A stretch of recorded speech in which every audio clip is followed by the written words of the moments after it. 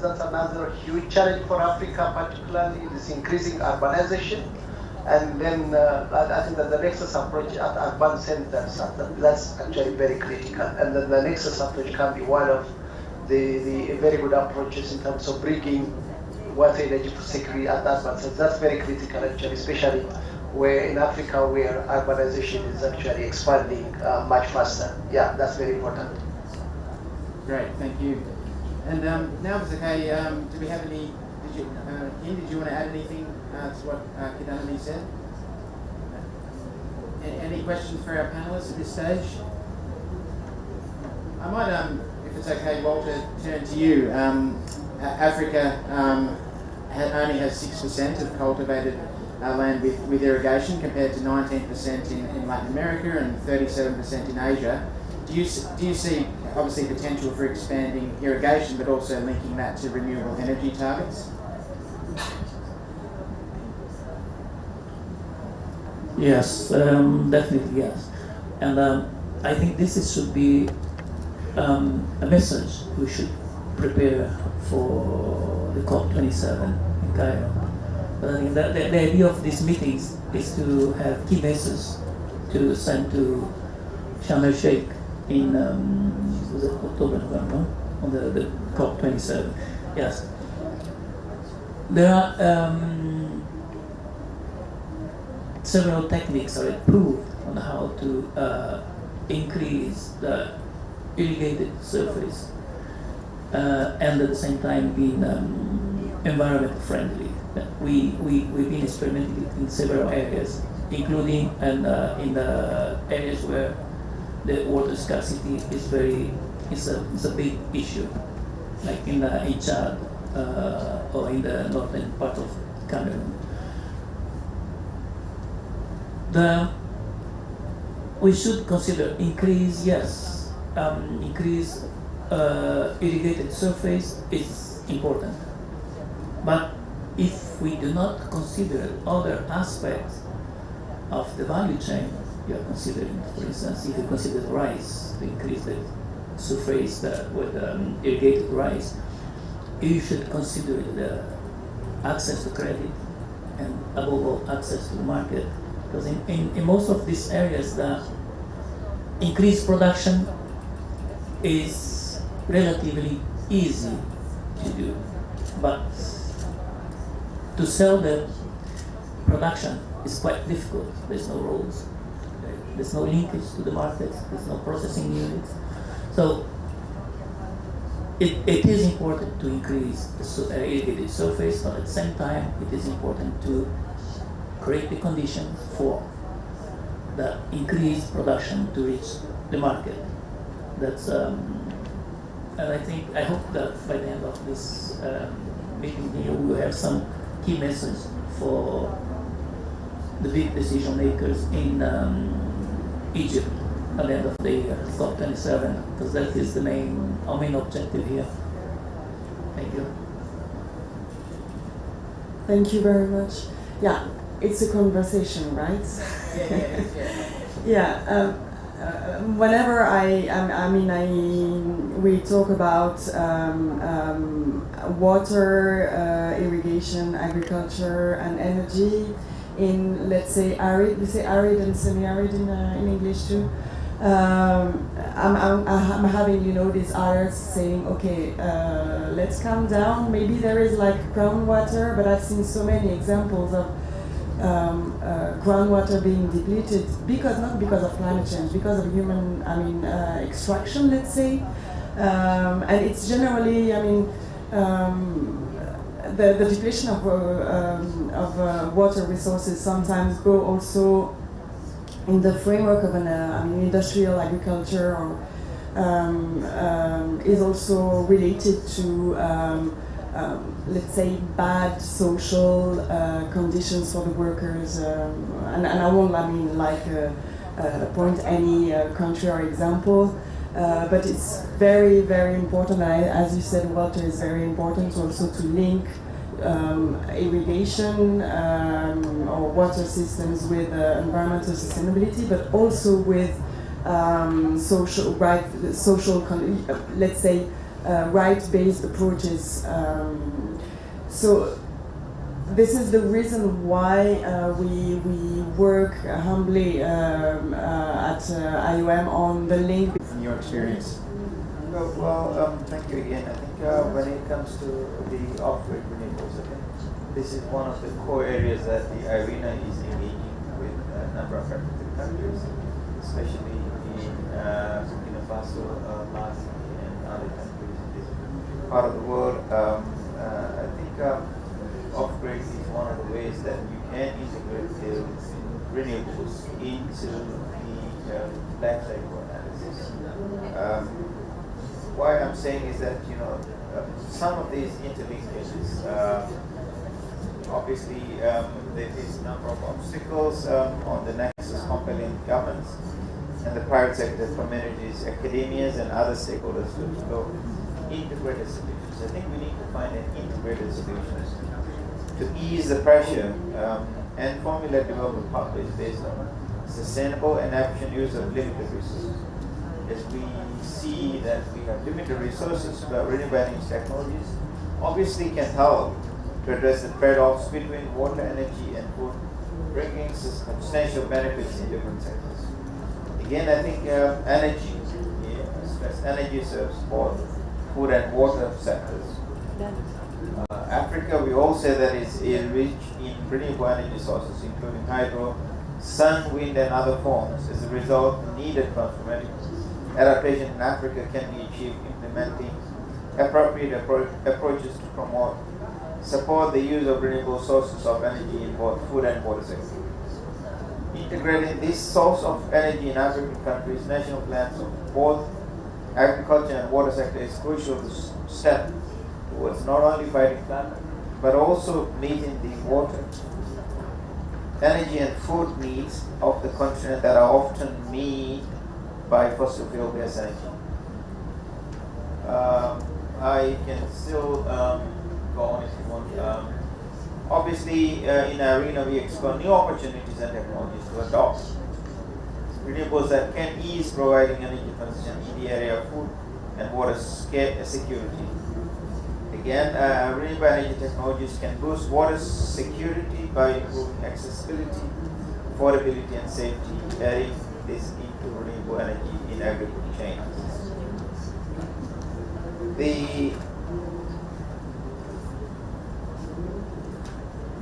I'll stop here, and then I'll also touch upon what we do with the geothermal work as well. Within IRENA, we work closely with partners. We are back at least. They're joining us virtually, yep. Mr. Abdul is still talking, so we'll come back to you, Mr. Kimani, after the question in the room from our friend from Kenya. Okay, so we work very closely with partners through different levels of cooperation to present new opportunities for clean energy technologies, including geothermal, to support the development of sustainable food and water systems. We fully integrate the approach to resource planning would be desirable for nexus-friendly policy making, which IRENA promotes the use of geothermal heat in agri-food value chain. There are several benefits, including increased food productivity due to growing crops and animals in optimal environments, and reduced food spoilage due to timely processing, drying and hydration, and cold storage, refrigeration. 2, IRENA highlights the different platforms, the need for standardized data collection efforts that could help to overcome existing challenges associated with consistency, comparability, scale, and the lack of time series. 3, we also aim to empower women and youth who are heavily involved in food production, in particular in developing countries in Africa, and in general improving the living standards of local communities. So we do undertake a variety of forms of energy, including geothermal, which is also broadly available in the African continent, especially places like Kenya and other places. But I think I wanted to stress that this is the opportune time to invest in renewable-based agri-food water production that the world is challenged with the security of energy, food, water, and of course the climate crisis.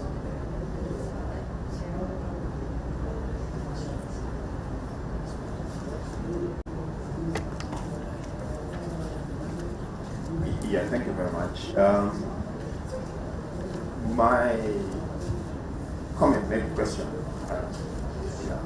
is associated with some of the comments about expanding area education in Africa. And sometimes I get a little bit worried about that, because I look at certain areas which is where irrigation is, being undertaken, particularly if I take examples of this stuff.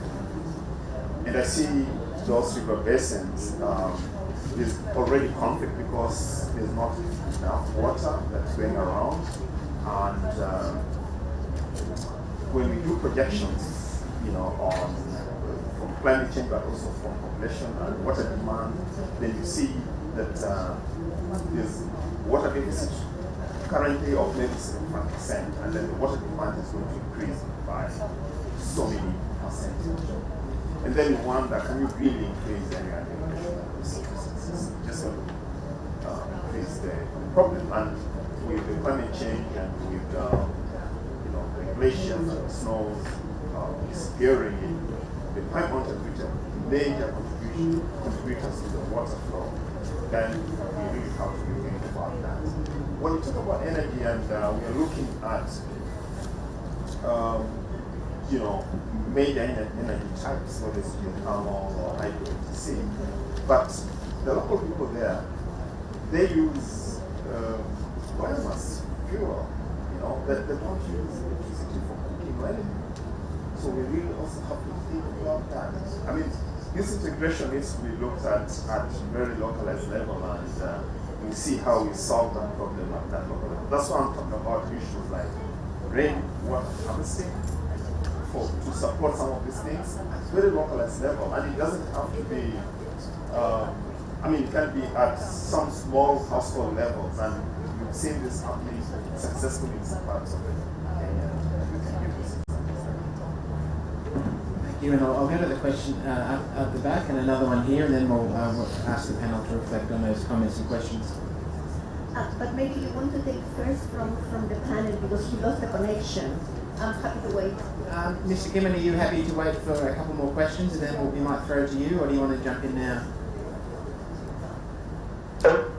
No, I think that's fine. But if you want, I wanted to comment on the irrigation issue if you want. Yes. I can come in later. That's fine. Okay, yeah, please jump in on the irrigation issue now, and then we'll hand over to you. Very good. Yeah, thank you very much. I think I very much agree with the last comment from Kenya on the expanding the irrigation. I think critical is how can you establish a sustainable irrigation system. I think that's very useful. Sustainable irrigation system, do we have sustained supply of water for your irrigation system? And then you have to think about how efficiently you can utilize water for your irrigation system, and how efficiently you can use energy as input for your irrigation system. So I think that's critical. So it requires a bit of assessment how much water is available for irrigation.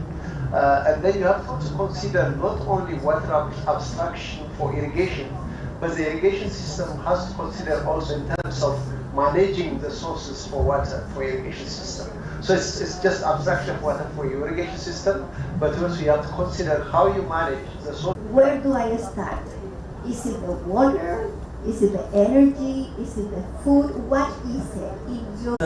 what we call the farm field schools. I don't know if anyone heard about a farm field school, which is applied to any kind of production. The farm field school is basically, it's an open school where the farmers, the beneficiaries, they decide what they want to study, what kind of curriculum they want. So if the question is the climate change, they will ask the questions, they will find the answers, and some experts in specific fields will be there around if there is a need to intervene. So basically, the bottom-up approach approach is there, because otherwise it will never work. So the farm field school, we are using it now in Chad in a large project where we are dealing with the humanitarian development peace nexus. So we are providing immediate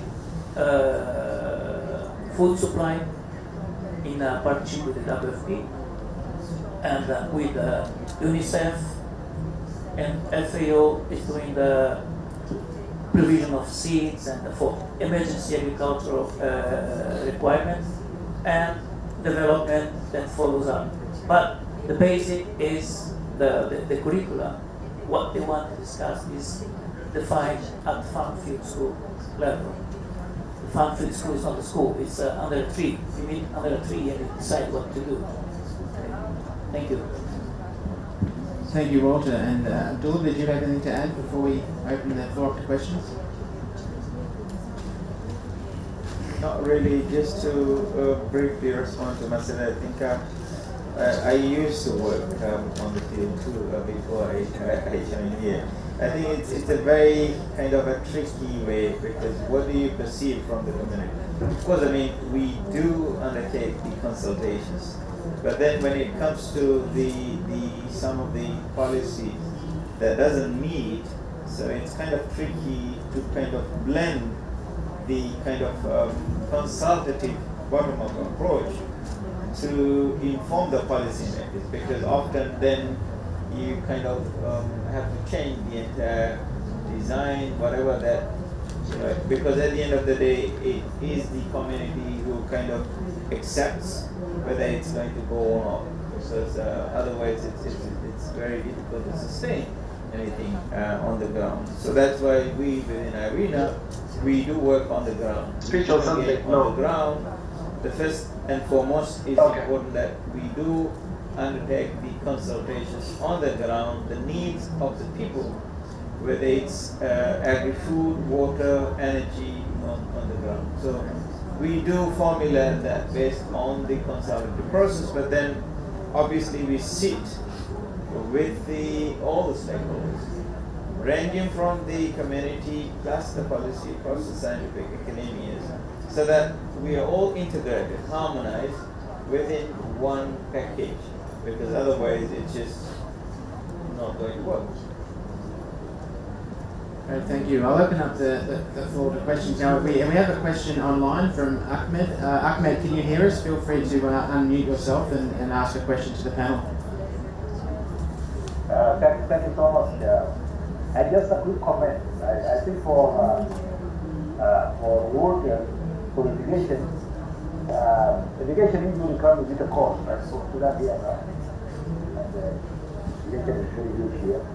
So it comes across, and it let us reach try to support the rainwater harvesting. I think rainwater harvesting could, I think, unlock a lot of potential in Africa. We go that way. The other issue on COP27, I think we have to go to implementation, because I think we talk a lot. So we now have, I think, COP27 have to focus on what agreed already and committed, and try to move to action. I mean, that's for me the key message for that. The other area I would like also to focus on investment. As Idan mentioned, the AIT. I think now working start to move up national agenda. And in AIT now, we see head of state. About 7 of head of state, I think they are there, sitting on the. So we have to move towards that as for climate resilience at a higher level, at national agenda. It's already the policies and the strategies, but how to operationalize. I think our friend from Walter said that you have to make it the policies and the strategies there, but you have to make it operational. And thank you so much. Great, thank you, Ahmed. And we had a question in the room here as well. Yeah, it's not so much a question, but I'm trying to join the conversation. So my name is Sander Zwart, working for the International Water Management Institute. I'm based in West Africa, but our institute is working across Asia and Africa. I'm really delighted to hear you talking about the irrigation and also the suggestion to put it on the agenda in the COP27. The point I want to make is that when we talk about irrigation, so often we talk about schemes, that have high environmental impact. They're very costly, and usually the productivities or the success rate is quite low. If I talk about Ghana, which I know quite well, then if the total irrigated area, only 10% is from formal schemes. 90% of the irrigation is actually just developed by entrepreneurs or by small-scale farmers. The largest part actually by small-scale farmers that have invested themselves in small-scale infrastructure, just a pump to tap into the ground. I think this is what we nowadays talk about farmer-led irrigation development.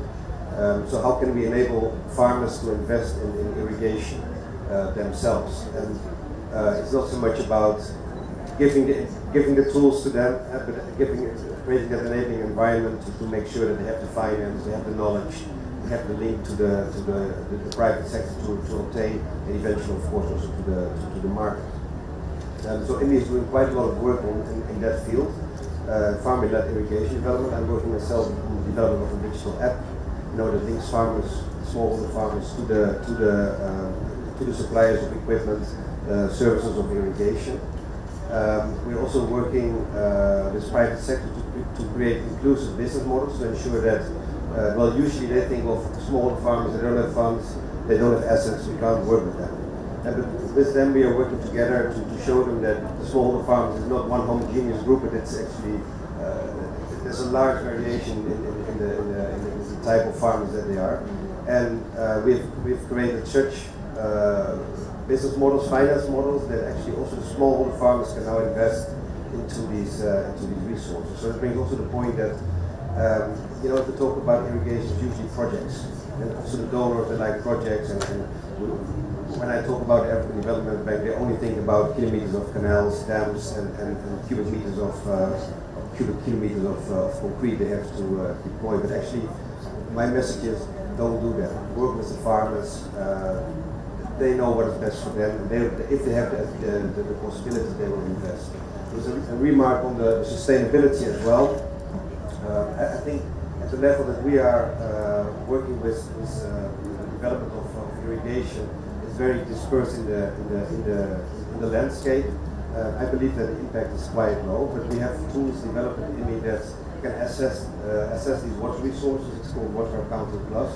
It's a tool that spatially assesses the water resources with publicly available data.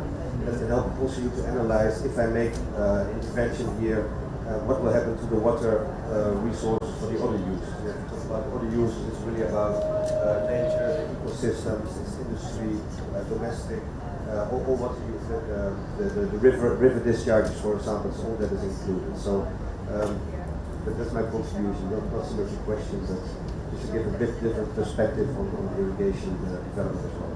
No, thank you very much. It's very useful, particularly water accounting, understanding how much water is available to share and allocate between different users. Anyone else in the audience like to join the conversation?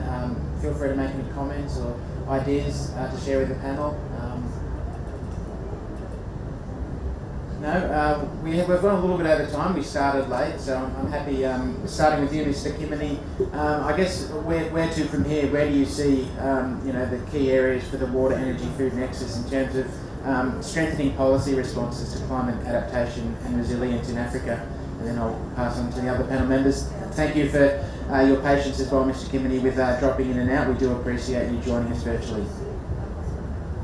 Thank you very much, Rory. Thank you, colleagues. Probably I think at policy level, it would be interesting to establish, the first thing is we need to establish the conceptual understanding.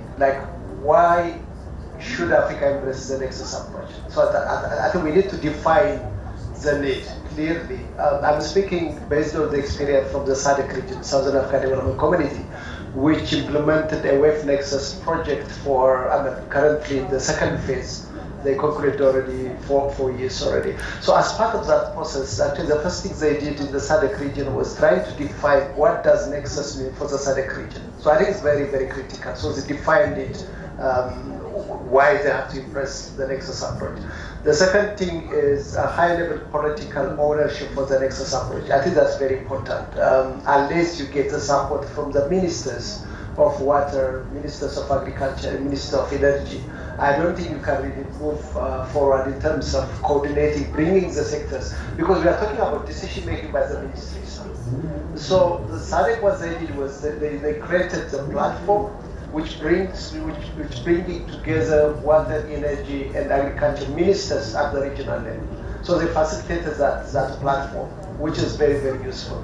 And then creating a governance framework at regional level. That's what they did. So I think that's very important. The governance framework is how you make your decision within the Nexus framework. Even though you are making decision in the agriculture sector, then how do I see my decision within the perspective, the framework of the Nexus approach? I think that's very useful. And the other aspect is a platform which SADC established, is a regional platform for the sectors, but also for the other stakeholders at regional level. And then they also developed what they called it, I mentioned about investment, that they wanted Nexus to also facilitate enhanced investment in the region.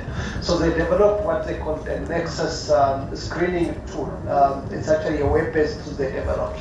Like if you have like any initiative, either in the agriculture, water, energy sector, then you have to apply that tool, which will help you to screen the Nexus opportunities. So you can see, I mean, if it's like water, you can see how your project will be contributing to enhancing water or energy or agricultural resources in that system. So the number of tools now, they are moving towards actual implementation. So in short, what I want to say is at Pan-African level, I think we need to define the need for the Nexus clearly, why vis-a-vis WEF security, but also climate resilience and environmental sustainability. I think that's one.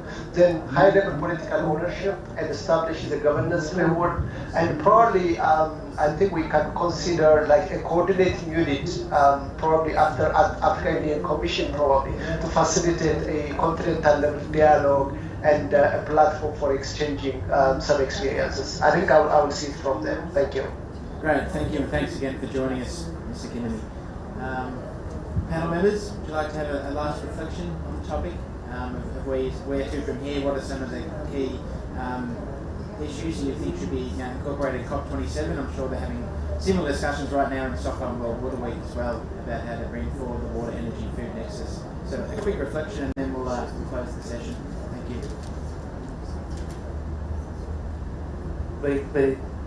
Very quick, I think Kinemalanga indicated some good points forward, and perhaps first to convince the ministries, and they should bring the message to the COP27. I am still hoping that this week will produce some clear message that the ministers can bring to Egypt and discuss. And irrigation, water, financing, these are main issues that have been there on the table for many, many years, and they need to be tackled. They need to be, ministerial level need to take actions on that. And I think the COP27 is the right place to do it. And the moment it's more than right now.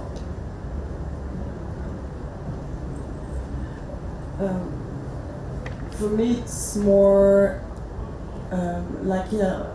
the human and social dimension of this nexus. So never, never, ever forget that, and maybe also make it central, the human dimension of the nexus, so that we can make it even more. I mean, transformative. The adaptation can make it even more transformative and long-term. I think from our perspective, I think it's very clear that the whole issue of nexus and renewable-based energy, food, water is essential to bring the coherence of the both mitigation and adaptation and resilience of the entire climate processes, which in turn then you are moving towards achieving your targets both on the NDCs and SDGs, because SDG 7 is critical, and SDG 13 climate goals, and the NDC target. So it's a kind of a package. If you address both the nexus, energy, food, water, then you are kind of ticking a number of other boxes. So that's my case. Thank you. Thank you very much. Well, thank you to everyone for joining our conversation today, and obviously we're happy to have a further discussion outside or during the coffee break. So I'd like to now give a big round of applause to our panellists, both in person and virtually. So thank you all.